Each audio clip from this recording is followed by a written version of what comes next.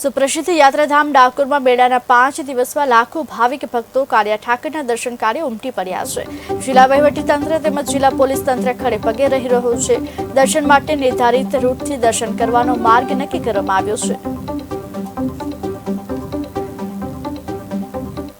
મેળા એટલે 12 મહિનાની મોટામાં મોટી પૂનમ ફાગણી પૂનમ લાખોની સંખ્યામાં ભાવિક ભક્તોનો સાગર મહેરામણ ઉમટતો હોય જ્યારે ડાકોરમાં ઠાકોરના દર્શન કરવા માટે અને એની સાથે હોળી ખેલવા માટે જ્યારે ભાવિક ભક્તો ખૂબ શ્રદ્ધાથી પગપાળા આવતા હોય, વર્ષોથી જે સંઘો વ્યક્તિગત રીતે પણ પગપાળા અમદાવાદ, વડોદરા વગેરે અલગ અલગ શહેરોમાંથી ભારતભરમાંથી પગપાળા આવતા હોય છે અને ભક્તોની સાથે દર્શન કરી અને તેમની મનોકામના રાજા રણછોડ પૂરી કરતા હોય છે।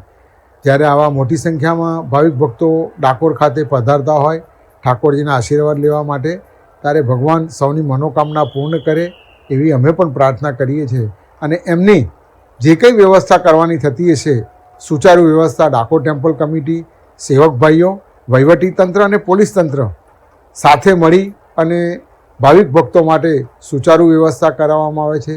આરોગ્ય વિષયક કોઈ જાનહાનિ બને તો અગ્નિશામક વ્યવસ્થા, પીવાના પાણીની વ્યવસ્થા, મંદિરની બહાર આપણે શરબત અને પીવાના પાણીની પણ વ્યવસ્થા કરી છે।